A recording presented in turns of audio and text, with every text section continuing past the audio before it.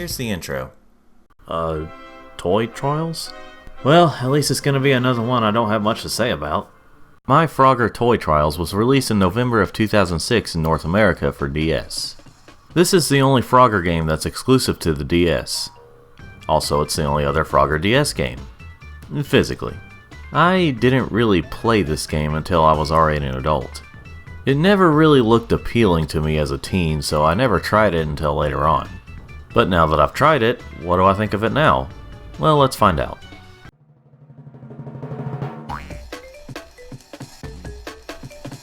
Well, we're reusing the main theme from Helmet Chaos. Not just the same theme, but literally the same track. So that's a good sign, right? Now let us name our human character with a card with a panda on it. Have you ever dreamt of the perfect pet? Well, if so, we can make your dream come true. Send a drawing of your dream pet to Toby Incorporated and get your very own toy pet. This is a Frogger game, right? Did I pick the wrong game here? So the story of this Frogger game is this kid, of the name you choose, is waiting on the egg of his dragon to arrive. Apparently a kid can send in a drawing of their dream pet and they can make it come to life. Well, during this long drawn out cutscene, our character's egg has yet to hatch. Well, when it finally does, it's Frogger. Finally, our little green boy is here, and it disappoints our character. Me and you are not at all alike. To shorten these drawn out cutscenes, our saddened character's pet is made fun of by the other kids, except his friend Lucy. She got a pink frog named Lily. Oh really? Well, our main character mopes around until we finally travel to where we enter Frogger into this contest. This is where the actual Frogger gameplay starts.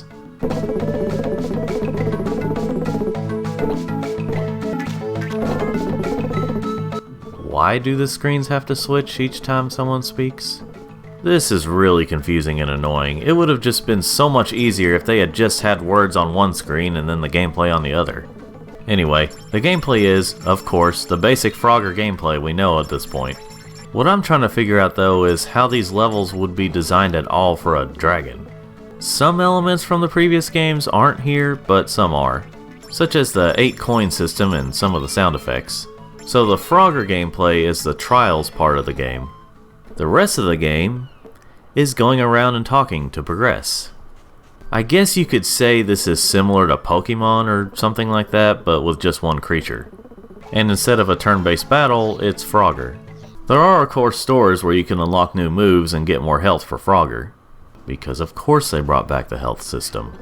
I am not a fan of this game. I get what they're trying to go for, but this is just not my thing. Now, had this game been executed better, then I don't know. I mean, the gameplay works well enough and the Frogger gameplay is fine, but it just kind of bores me. There is way too much talking in this game. I don't know if this is because I'm just so used to Frogger just being level to level, or at the very least games where the normal gameplay is most of the game. But I just don't like this setup. Also, the music kind of sucks in the game. They have very short loops, and when it does loop, it takes it a few seconds to start back up. Some tracks are only like 10 seconds long, at least in the parts where you play as the kid. Anyway, I got to this point where you have to roll Lumpy around with the touchscreen and I couldn't get past it. I'm pretty sure if I wasn't playing this on an emulator, I would more easily get past this part. But at that point, I was just bored of the game anyway. This game just isn't for me. Even though the trials have the normal Frogger gameplay, the rest of the game is just boring. Like some of the other games, if you want a more fleshed out review, you know who to go to. But as for me, I won't be in a hurry to come back to this game. So, for Frogger fans, I wouldn't really recommend this one. Okay, what's next? Donnie, I think you need a break. But, the video. Look, I know it's not my part yet, and you're supposed to be doing the reviews, but why don't I take the next game so you can take a break? Well, yeah, whatever, go ahead. I won't let you down. So what's the next one, Pep? Well, Untitled, it's Frogger's 25th anniversary. Pretty sure it's in the 40s now. No, that's the name of the game, mate. Oh. Let's check it out. Frogger 25th Anniversary was released in July of 2006 exclusively for Xbox 360 via Xbox Live Arcade. So this was the very first Xbox 360 Frogger game and one of the earliest XBLA games. With so much potential, I wonder what they went with. It's just the arcade game. With updated graphics and sounds, but that's it. I mean, I like the game, and you can actually change it back to the original graphics if you want. The updated ones are fine enough, though the semi-realistic stuff looks weird with the tile hopping gameplay. But, I don't know, I was expecting a little more. I'm pretty sure if there was much of a game online, it's most likely been shut down now. There is a multiplayer mode, but I'm pretty sure it's just the pass-the-controller type multiplayer. So, there's not much else to say, it's just arcade Frogger on the 360. I mean, if you like Frogger, then you'll like this game. It is currently compatible with Xbox One and Series X/S, and it's pretty cheap. But don't expect more than what it is, the original arcade game with some old XBLA stuff to it, and optional updated graphics. Alright, what's next? Actually, I think I can take back over for the next one, Untitled. You sure? Yeah, I'm good to go. Well, alright mate, here's the next one. Something wrong? No, it's fine. I already said I'd do it. So let's get to it. Frogger Hop, Skip, and Jumpin' Fun was released in September of 2007, exclusively for PS2. Even though this game still has an E rating, this is meant for little kids. Like, the cover says it's meant for ages 2 to 5, but the E rating is meant for ages 6 and up.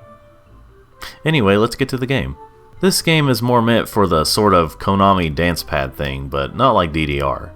This is a minigame compilation that's themed around Frogger.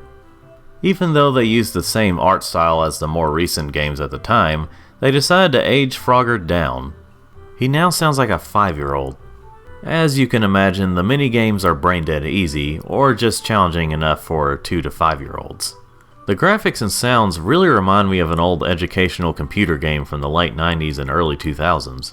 I'm sure if I was around the age group this was more meant for, I'd enjoy it more. But as an adult, it's a very dull game.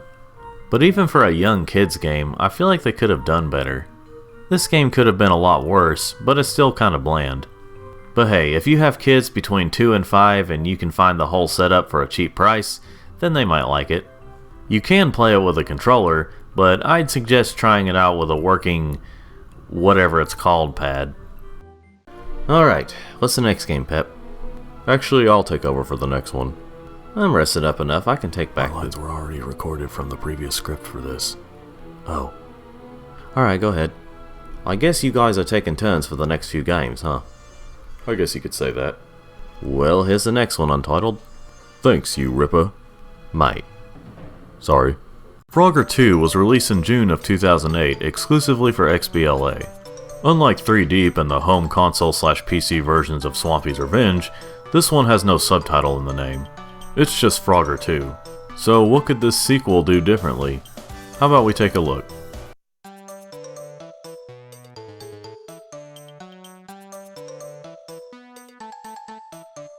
Huh, we're back to this theme. Again. At least they changed it up this time. So this game only seems to be Frogger 2 because it's the second XBLA Frogger game. This game is much different from the previous one though. First of all, it has a story, which has to do with an alien falling from space and needs Frogger's help to get all the pieces to his ship back. Also, the game is structured more like the games from the early to mid 2000s. The only relation to the previous game is the gameplay plays like normal Frogger. Now, one major thing is absent from this game that has been in almost every game since he's back: the super jump. You know, the one that let you jump over things that transform into a tile skipper. It just feels weird that it's not here. At least the tongue move is still here. Now, this game does have a time limit for the levels, but you can set it to a freaking hour if you want to, which is what I did. Frogger can also auto-hop, like he did in the hub world of Forgotten Relic. And the usual rotating move is here as well. So except for the super hop, it pretty much feels like a 90s and 2000s Frogger game. One change they made from the more recent games at that time is going back to giving Frogger lives and 1 hit point again. That's fine and all, but, well, yeah, you can only have up to 4 lives at a time. Luckily, it's not that hard to get more, as you only need 20 coins to get an extra life. And if you can find all the little musical notes, I think they're supposed to be, it brings you to a room with many coins. So this game is easy enough in the first world. Once you get to the second world, the difficulty spikes up hard. This is where you can really appreciate the super hop from the previous games, because it was really needed in this game. But that's just one issue with the difficulty. Remember how Danny, in this video has complained many times about there being too many enemies and hazards in some of these games? Well, this is certainly no exception. Not as many enemies, but way too many hazards. I have gotten a little farther than I did for this recording, but not that much farther. It just gets way too hard. Plus the coins become more scarce. That's all I've got to say about the main game. It has fine gameplay, but the levels get too hard not too far in. Something I didn't pay attention to before is you can change the color of Frogger. I can't remember if you can also do this for the single player or if it's just for the multiplayer. By the way, there's a multiplayer. I didn't get to try it, but hopefully it's better than single player. The music is fine, but the sound effects, especially Frogger's hop, can be a bit too loud at times, and it can get kind of annoying. The art style is alright, it just looks a little too cutesy, I guess you could say. And that's all I've got to say about this game. I wish this game wasn't too hard, because it is a fine Frogger game. It would still be far from being my favorite, but it would have gone a long way if the difficulty was toned down. Or at least if they had a difficulty option. But if you are a Frogger fan and you're willing to play through this difficult story mode, I'd say give it a try. It's pretty cheap these days. Man, what a hard game. Yeah, it's why I never beat it up to this point. I can see why. Well, blokes, it looks like we're down to the last game in my box. I take it you'll be doing this one, Donnie? Actually, let's both do this one, Untitled. Well, yeah, because we don't overdo meta. I mean, sure, we could do that. Well, have at it then, guys. Frogger Returns was released in November of 2009 for Wii and December of 2009 for PS3 in North America. Then it was released for DSiWare in May of 2010. Now, I have reviewed this game before for PS3 via yet another review show. So to change it up a little bit, let's look at the WiiWare version. Will this be any better than on PS3? Let's find out. Okay, spoilers, no it isn't.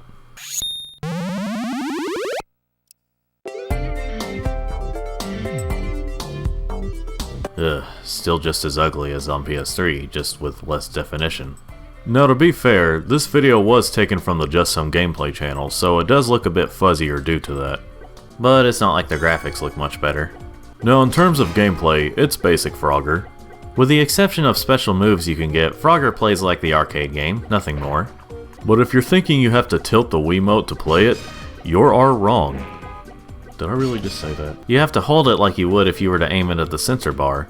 It feels weird at first, but given the basic controls, it works. Now, like the problems I pointed out in my Yards video, this game has kind of a bad perspective. It can be really hard to tell if you're actually hopping onto something you're intending to. So it can make the game harder than it needs to be at times. Why? This whole game has such generic sound effects. It's like the whole game in general feels like one of those cheap mobile games you'd see when you type in Frogger. Yeah, it does not feel like an official Konami game. This had to have had an extremely low budget. There are more modes than you'd see in a mobile game, but it still feels very cheap. Of course, this game was just $5, or 500 points on the Wii Shop channel, but there are much better games you could purchase in that place around that price. Now, this game can be kind of funny to play with a friend in multiplayer, but not for too long. So, in case you haven't figured it out yet, we're not a big fan of this game. Nope. Of course, like I've said for some of these games so far, there are much worse games out there, but that doesn't excuse this game. What a waste of time this was, and a sad finale for Frogger in the 2000s. We would not recommend this game, except to hardcore Frogger fans. Well, that was a disappointing conclusion to Frogger from the 2000s. Yeah, but at least the 2000s had some good ones. Well, that's true. Well, that's it, I guess for my part. Thanks, Pep. And yes, I am aware you didn't do much other than hold the box and hand me the games. But I still appreciate you. Same to you, Untitled. No problem, mate. I guess it's your turn now, Untitled.